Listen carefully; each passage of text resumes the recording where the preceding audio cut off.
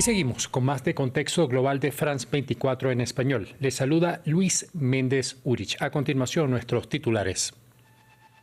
Irán y Estados Unidos mantienen posturas contradictorias sobre las negociaciones. Donald Trump reiteró que Teherán había accedido a las inspecciones del OIEA a su programa nuclear, horas después que un funcionario iraní indicara que no habían asumido nuevos compromisos al respecto. Israel comete genocidio al atacar deliberadamente a niños palestinos. Es la conclusión que establece un nuevo informe de la Comisión Internacional Independiente de Investigación de la ONU. El Ministerio de Asuntos Exteriores israelí calificó de una pieza propagandística el documento. En Perú, el candidato Roberto Sánchez anunció que no reconocerá los resultados de la segunda vuelta presidencial, que darían como ganadora a Keiko Fujimori. El izquierdista sostiene que se registraron presuntas irregularidades en el conteo de votos en el exterior.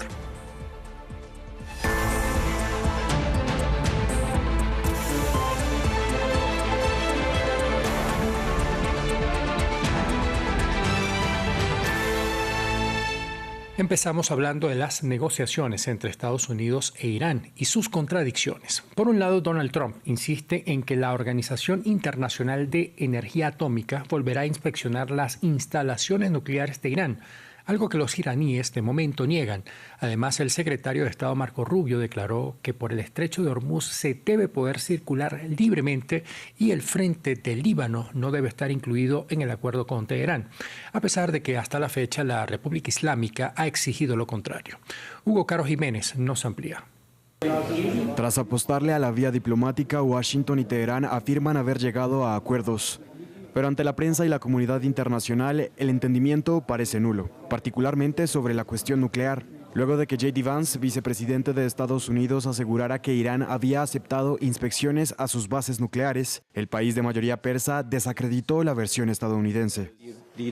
No he tenido ninguna reunión con el director general del Organismo Internacional de Energía Atómica, ni tenemos previsto que el organismo inspeccione las instalaciones nucleares iraníes dañadas como consecuencia de la agresión militar estadounidense y del régimen sionista. Mentiras, según el presidente Donald Trump.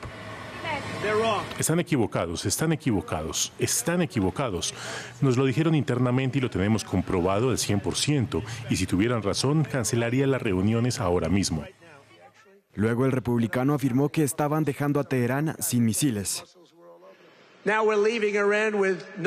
Y ahora estamos dejando a Irán sin armada, sin fuerza aérea, sin defensa antiaérea, sin capacidad misilística, sin programa nuclear. Los estamos dejando sin ninguna capacidad nuclear y ellos lo han aceptado.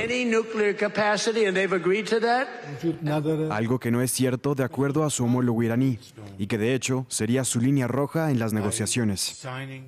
El tema de nuestros misiles no figura en el memorándum que firmamos, ni figurará jamás. Si no tuviéramos nuestros misiles, que son para nuestra defensa, Israel y Estados Unidos habrían atacado Irán como lo hicieron con Gaza, sin piedad alguna para nadie, ni jóvenes ni ancianos. Pakistán, en su rol de mediador, también ha defendido el programa de misiles de Teherán.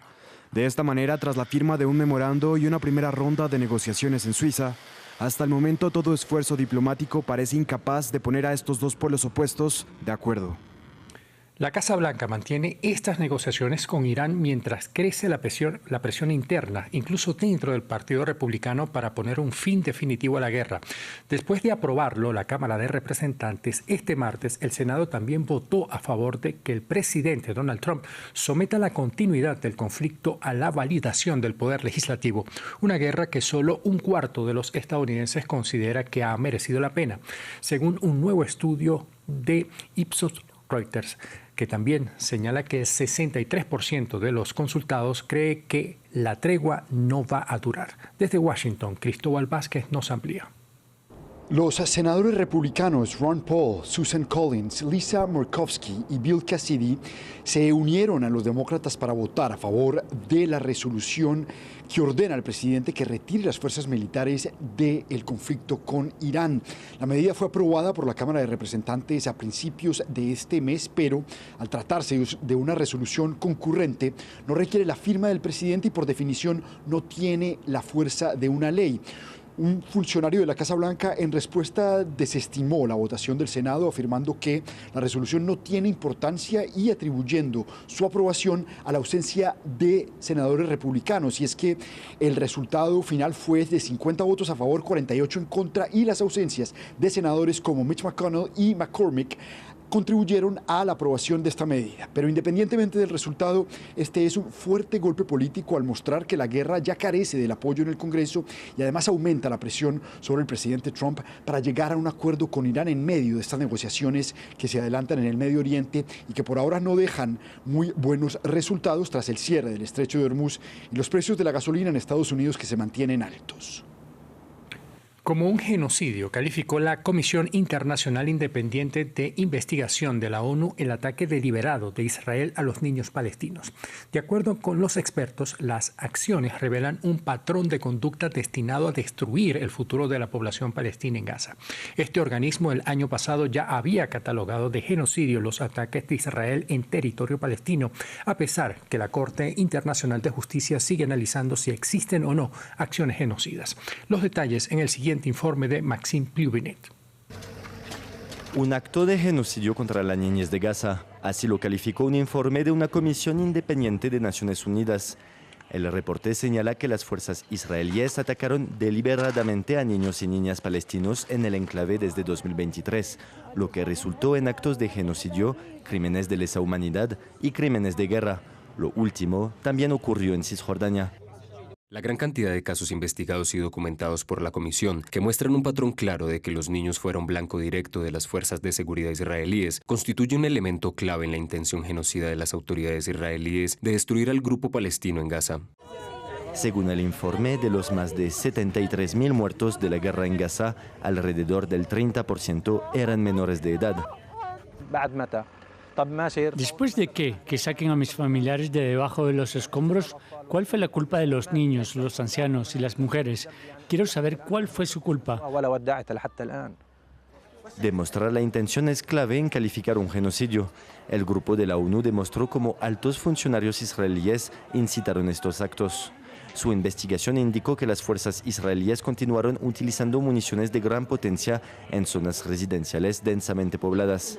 Desplazamientos, ataques a hospitales y el bloqueo de ayuda perjudicaron gravemente al desarrollo de los niños, causando muertes evitables y afectó a la salud reproductiva de las madres.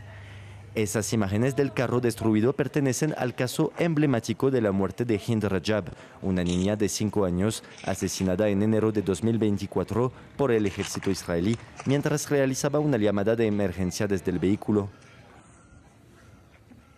La Marina de Corea del Norte estaría armando sus embarcaciones con armas nucleares. Así lo reveló el líder del país, Kim Jong-un, a los medios estatales durante un acto en el que informó planes para la construcción de buques de guerra de 10.000 toneladas. En el mismo fue lanzado el Chow-hyun, un buque de guerra de 5.000 toneladas que a juicio de Kim estará dotado con las armas más poderosas. Corea del Norte ha estado activa en la elaboración de armas nucleares y en 2024 invirtió 2,6% de su Producto Interno Bruto en defensa. Esto de acuerdo con el Banco Mundial y el Instituto de Investigación para la Paz de Estocolmo. En Europa, una parte del continente está sofocada por una ola de calor extrema. Francia vivió este martes la jornada más calurosa jamás registrada, alcanzando una temperatura promedio de 29,8 grados Celsius. Incluso la Torre Eiffel y el Museo del Louvre cerraron antes del horario habitual debido a las altas temperaturas. En el sur del Reino Unido también se esperan récords, mientras el termómetro superó los 40 grados en Italia y España. El informe es de William Gassou. 29,8 grados Celsius, la temperatura promedia más alta jamás registrada en Francia. Este martes el país galo rompió récord de calor. En París el termómetro casi alcanzó los 40 grados, una temperatura tan elevada que incluso la Torre Eiffel cerró más temprano a las 4 p.m. hora local. Y es que la noche pasada las temperaturas tampoco bajaron suficientemente en la capital francesa, lo que impide que los habitantes descansen. Mis noches. Es complicado. Les confieso que me cuesta dormir. No paro de moverme. Es complicado. No tengo aire acondicionado, no tengo nada de eso, ni cortinas, solo las persianas cerradas día y noche y las ventanas abiertas.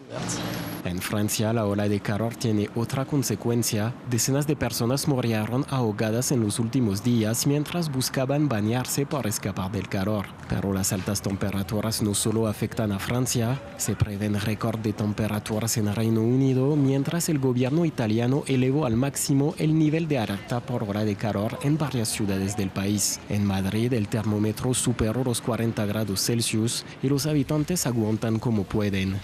Con sufrimiento, pero bueno, bien, entre aire acondicionado, intento no salir, ahora es que han venido unos amigos de Roma y por fuerza tenemos que enseñarles la ciudad, pero bien, bebiendo mucha agua. La actual ola de calor está impulsada por un fenómeno climático llamado bloqueo mega, una situación en la que una masa de aire caliente se encuentra atrapada entre otras más frías, lo que hace que las temperaturas pueden aumentar día tras día.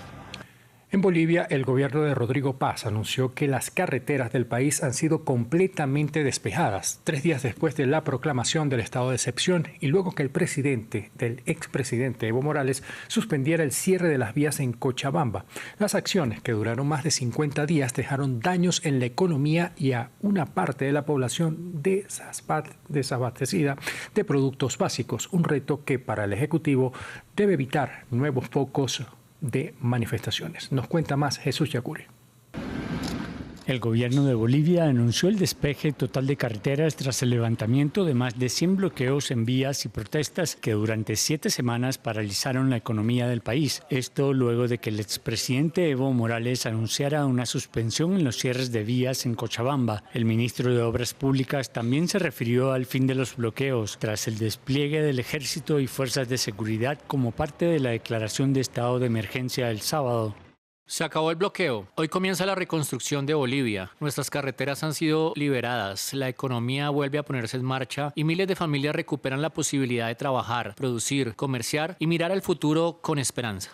Tras semanas de agitación, la vida comenzó a normalizarse en varias ciudades, con el avance de camiones y el suministro progresivo de mercancías. Más aliviado, porque es muy conflictivo, la verdad, y aparte el abastecimiento, porque no hay de la canasta familiar, productos. Mire, yo le he pasado el momento que ha sido el estado de excepción, le pasó en el auto, ¿no?